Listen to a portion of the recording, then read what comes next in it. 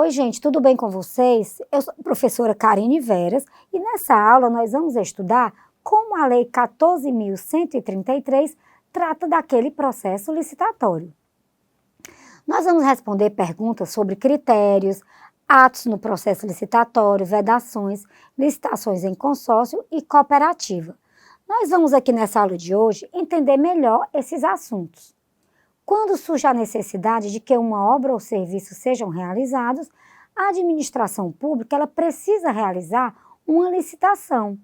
Para isso, abre-se um certame em que se pretende analisar os projetos e as propostas que são apresentadas, a fim de se fazer uma melhor escolha destinada à satisfação do interesse público, sempre o interesse público.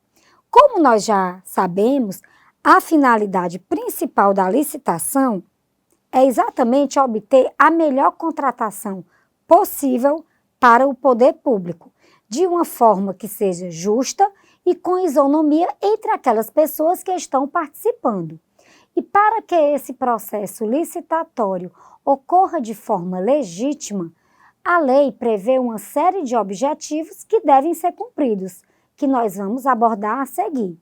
Então, fiquem conosco que nós vamos entender tudo isso na nossa aula de hoje. A ideia, gente, é sempre buscar o quê? A proposta que seja mais vantajosa ao Estado, ao poder público, ao mesmo tempo em que incentiva a inovação e o desenvolvimento nacional sustentável. A norma ela aborda especificamente a governança e a gestão de contratos. Devem ainda ser evitadas contratações com sobrepreço, com preços inexequíveis e superfaturamento na execução da obra.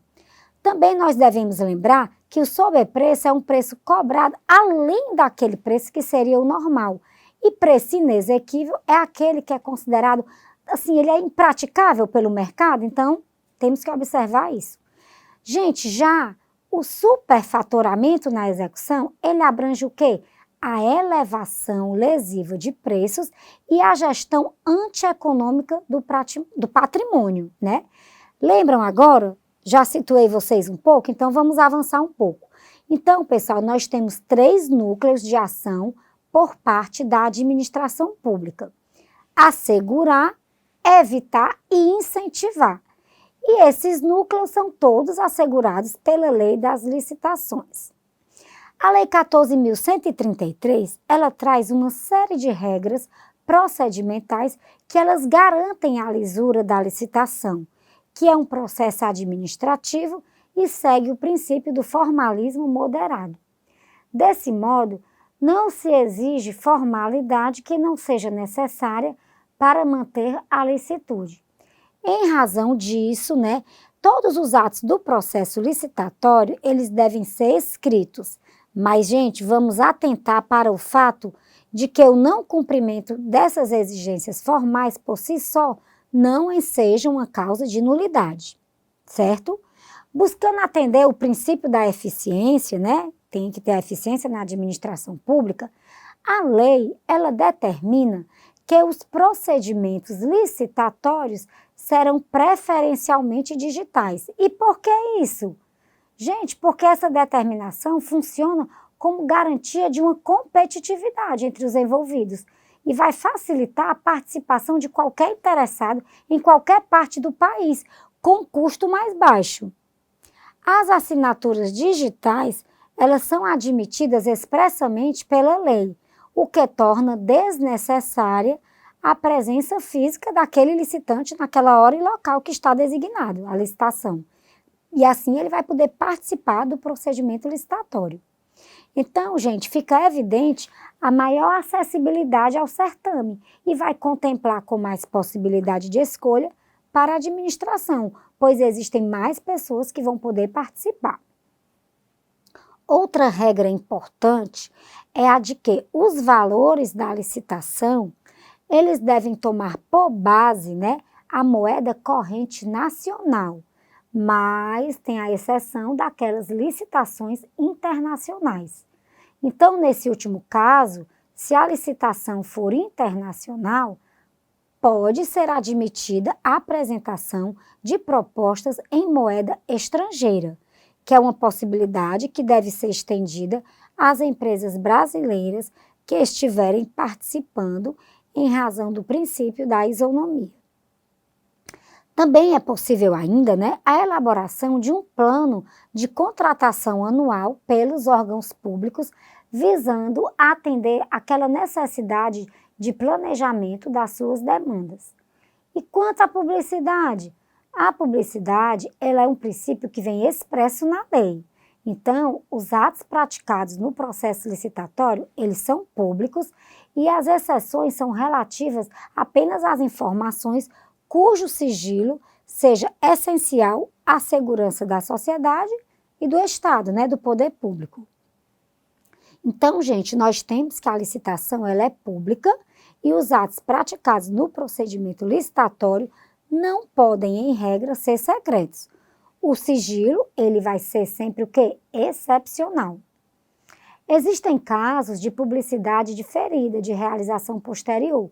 No primeiro deles, as propostas apresentadas pelos licitantes são sigilosas, mas somente até a data da abertura dos envelopes, que é feita por todos os concorrentes em uma sessão pública. Até esse momento, um licitante não pode saber da proposta do outro, pois a violação do seu sigilo é o quê? Vai caracterizar ato de improbidade administrativa e é um crime definido na própria lei de licitações. A lei também, pessoal, ela prevê que a administração pública ela pode manter um orçamento estimado em sigilo, desde que o faça mediante justificativa de interesse público. Aí vocês devem estar em dúvida, professor, existem vedações à participação na licitação? Sim, gente, existe. Vejam o artigo 14 da Lei 14.133. Lá nesse artigo, apresenta um rol de pessoas que não podem disputar a licitação ou participar da execução de contrato, tanto direta como indiretamente. Vou citar uns exemplos para vocês. Um autor de um anteprojeto, do projeto básico ou do projeto executivo e aquelas pessoas impossibilitadas de licitar por sanção. E professor, e as pessoas jurídicas? Será que elas podem participar de licitações sob o regime de consórcio?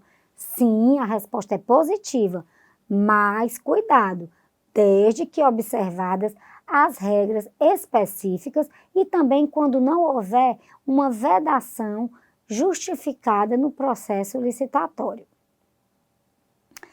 Pessoal, a permissão, ela se estende aos profissionais organizados em cooperativa? Vocês devem ter essa dúvida, Sim, elas se estendem. Eles também podem, sim, participar de licitações, mas tem que ser respeitados os critérios específicos que estão lá presentes na lei, como a apresentação de um demonstrativo de atuação em regime cooperado.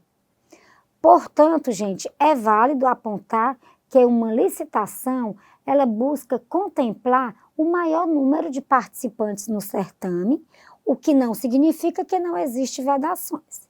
E todas essas regras estão asseguradas pela 14.133. Pessoal, a gente vai finalizando nossa aula, porque nós estamos examinando todos esses objetivos do processo licitatório, as regras relativas ao procedimento e à publicidade, as vedações trazidas pelas normas que eu apresentei e a possibilidade de participação dos consórcios e cooperativas. E todos esses temas que nós abordamos em nossa aula, vocês podem estudar de forma mais aprofundada no material didático que encontra-se disponibilizado para vocês na área do aluno. Não deixem de ler todo o material, um material rico que vai complementar o ensinamento de vocês. E caso vocês tenham dúvidas, vocês podem encaminhar através da tutoria que vocês terão todo um esclarecimento. Então, nós vamos ficando por aqui. Desejo bons estudos e até o nosso próximo encontro.